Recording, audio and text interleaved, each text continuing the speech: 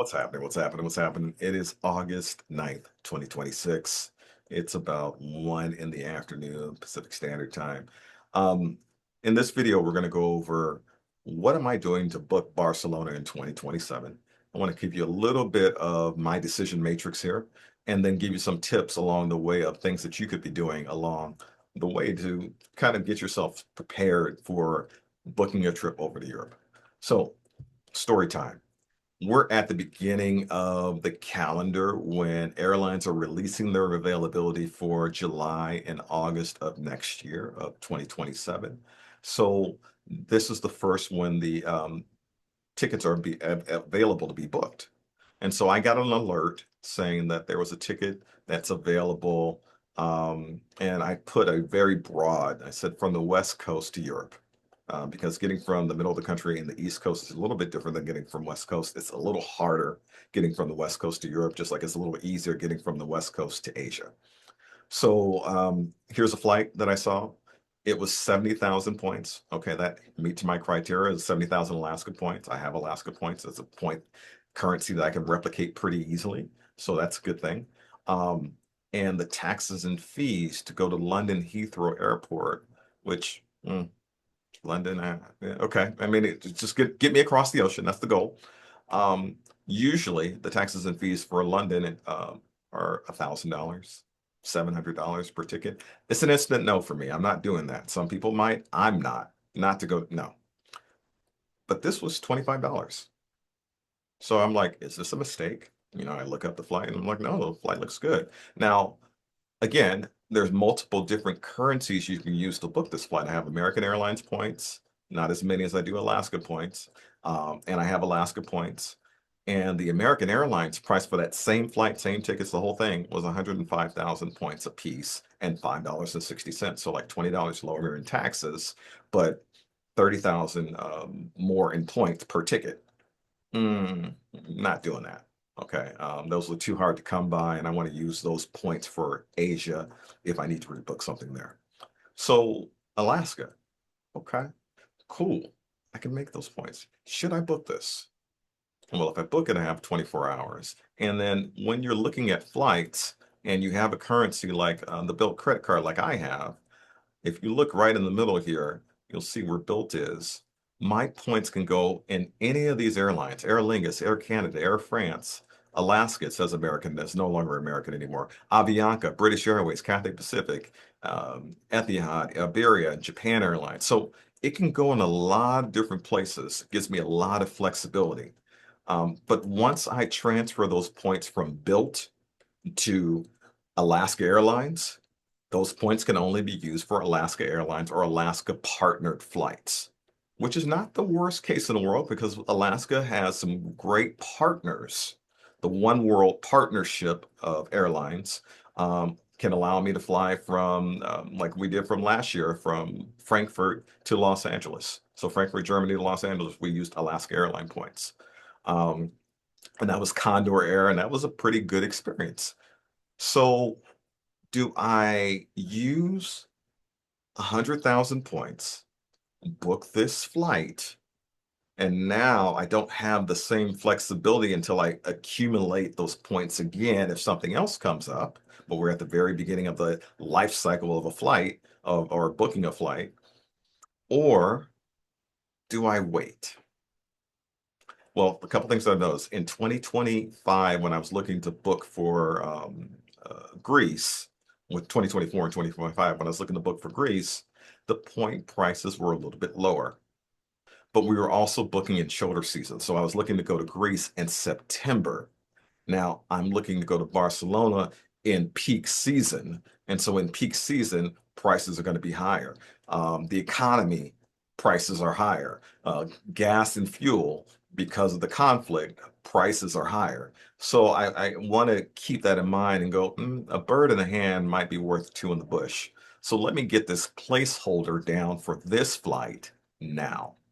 Now, once I have this placeholder down, I can accumulate more Alaska points pretty easily through the built program and the way it works because that's one of their transfer partners. I can also, the Rakuten bonus is about to pay out August 15th, which is usually a couple days earlier than that. And that could be it's going to be transferred to my build account. I don't have that many Rakuten points this quarter, but now knowing that I can ramp that up and put targeted spend towards that for quarter four. So in quarter four, I can expect to have somewhere between an additional 60 to 70,000 points to use towards other flights. So, okay, this all makes sense in my head. I think I'm going to go ahead and do this. But before I make a move, oh, and here's the other reason why I can make this move is American, and not American Airlines, but American Airlines, the umbrella of like Delta or United or American or Alaska, generally have pretty generous cancellation and change fees, which is not the case for a lot of the other airlines. So the international airlines, you always read and make sure you understand what the change fees are because a lot of times they're going to be so costly that it's not worth it unless you're 100% sure. So knowing that, and I thought of something, I'm like, oh, wait a second. American has this really interesting rule. You can call on their phone and put a flight on hold for approximately 48 hours, sometimes 72 hours. So that's what I did. I called American Airlines. Within 5 minutes, their agent was answering the phone. I said, hey, I want this flight. I don't have the points in my account yet. Put that flight on hold. So they put that flight on hold and gave me until midnight tonight to think about it. So no one can book that flight because it's not in inventory. Now, once I go for that flight, here's kind of the thing that I'm looking at because it's not as clean as I want it to be. If I wanted to use American Airlines points, I could book that flight. But American and Alaska for the same tickets are charging two different rates. American's charging 105,000 points per ticket plus $5.60 in taxes and fees, where Alaska is charging 70,000 points plus $25 in taxes and fees. Now, usually you go to London, you go to Heathrow, and you're paying $700 per ticket in taxes and fees along with your points. So $25 in taxes and fees, $5.60 in taxes and fees. Okay, whatever. Change fees for both American and Alaska are pretty negligible. They're pretty basically free. Basically, check, always check, because things change. Just keep that in mind. So I put the flight on hold. The challenge is I have until midnight tonight. I'm not going to use American Airlines points because I don't want to pay 105,000 points for that ticket. So I'm going to cancel the flight, let it go back in an inventory, and then cross my fingers that I can catch that flight through my Alaska points. It'll show back in the inventory as available, and I can book it through Alaska for $70,030. 70,000 points and $30. Okay. I just saved 100 and or I saved 60,000 points. And American points are a lot harder to get than Alaska points. I want to use those American points just in case something comes up in first class going to Japan. Since we already have those tickets booked and the placeholders those tickets are pretty much 90% done, but always kind of checking and having the alerts sent to me just in case something changes. So that's what I'm doing right now.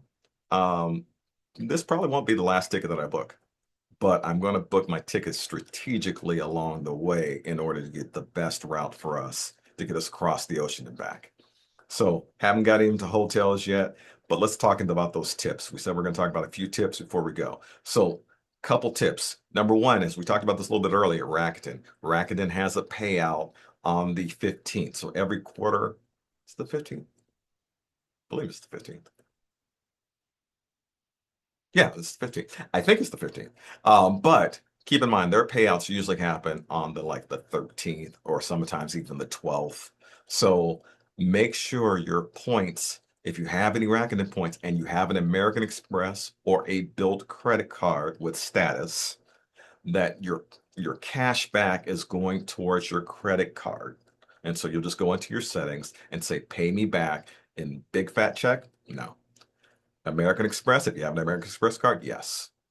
Built credit card, if you have a built credit card with status, with gold status, then yes. If you don't have a or if you have a built credit card but you don't have status, they're only going to give you, for every $100 that you would get 5,000 points. So until you get status, it's they're paying out half of what they would normally pay out. So wait until you get gold status and then switch your payouts towards built. Because in my opinion, just my opinion, Built has some better transfer partners or more valuable transfer partners than American Express. Now, if you do not have status with Built and you have an American Express credit card, then transfer your points over to your American Express credit card. And then that way you'll get paid out 1 to 1 as opposed to 1 to 0.5. All right. And then the last thing is, now's the time to start creating your loyalty accounts. So if you don't have a loyalty account for Delta, United, Alaska, American, start creating those now. And at some point, you might even want to get one for Alaska and some of these other, or not Alaska, but for Japan Airlines and some of these other airlines. And some of these accounts, you have to have the account for a certain amount of days before you can transfer points in there. So you want to do that now, so you're not waiting until you see award availability and you're like, oh, I want to book this. Let me transfer these points over. And it's like, oh yeah, but your account is not seasoned yet. So you got to let it season and sit for 7 days. So we know that you are you and not some bot that's trying to create an account and book up a bunch of flights. So hopefully these tips helped. The goal is to give you some different ideas and tools to use and some of the thought process behind how are we getting across the ocean.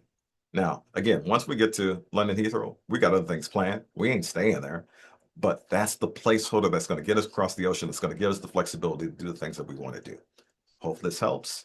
Peace, blessings. I'm out.